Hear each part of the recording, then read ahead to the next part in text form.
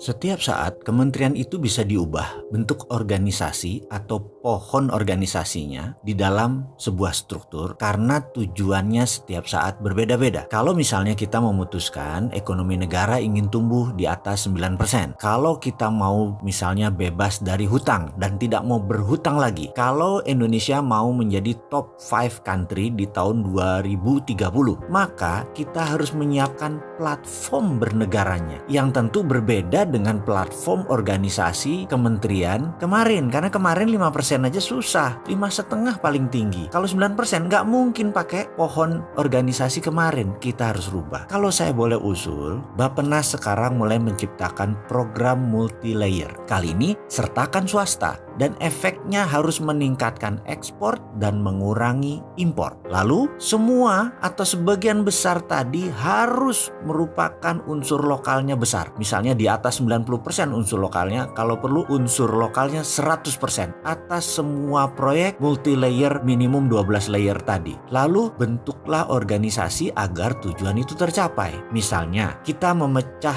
ke 3 Kemenko, 3 kementerian koordinator seperti Menko Equin, di mana Kementerian Keuangan, Menteri Perindustrian, Kementerian Perdagangan, Dirjen Pajak, UKM itu di bawah Menko Equin. Kemudian 2 lagi adalah Menko Kesra dan Menko ESDM. Menko Equin adalah Menteri Profit Center atau penghasil uang atau inflow uang masuk. Menko Kesra adalah Menteri Cost Center, semua yang cost center di bawah Kesra. Seperti pendidikan itu kan semua cost center, Menteri Agama semua itu cost center. Kemudian Menteri SDM adalah Menteri Technical Operation. Ini berbeda lagi karena dia bisa menghasilkan uang dan juga bisa spending. Lalu misalnya Kabinet Jilid 2 ini ada beberapa kantor kementerian yang ditutup. Misalnya Kementerian Daerah Tertinggal, tutup aja. Kementerian Sosial, tutup aja. Menteri Peranan Wanita, tutup aja. Kementerian Tenaga Kerja, tutup aja. Juga Kementerian Pemuda dan Olahraga, ditutup bukan berarti ditiadakan, tapi dijadikan dirjen atau jabatan eselon 1 di kementerian lain. Menteri Sosial kalau perlu langsung di bawah gubernur. Menpora di bawah Dekdikbud, Departemen Pendidikan dan Kebudayaan. Juga Kementerian Tenaga Kerja gabung aja di bawah Dekdikbud. Kenapa? Saat ini lulusan sekolah tidak bisa diserap sama tenaga kerja karena tidak ada koordinasi antar lembaga. Sekarang ini apa kebutuhan tenaga kerja? Karena di bawah satu pohon organisasi yaitu Departemen Pendidikan dan Kebudayaan, sehingga bisa nyambung, kurikulumnya nyambung dengan tenaga kerja. Zaman dulu digabung, entah kenapa toto dipisah menjadi Menteri Tenaga Kerja. Itu tidak perlu, dirjen aja tenaga kerja. Bener deh,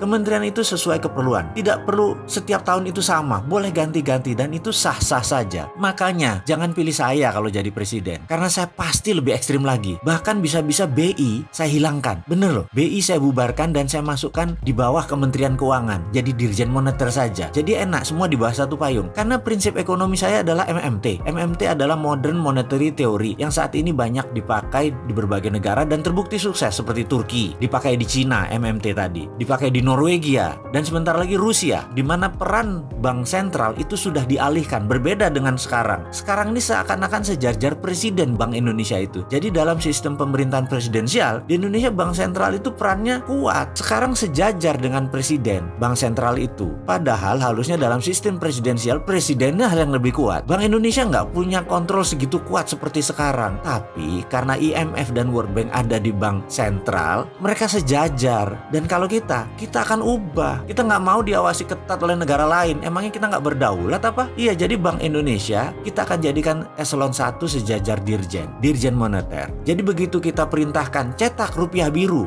maka Dirjen Keuangan mencetak tadi dan tugasnya adalah mengontrol rupiah biru berjalan benar-benar 12 lapis proyeknya dan tidak ada penyelewengan sekecil apapun. Jadi ke depan bagaimana? Sudah mulai berani kan untuk berdaulat?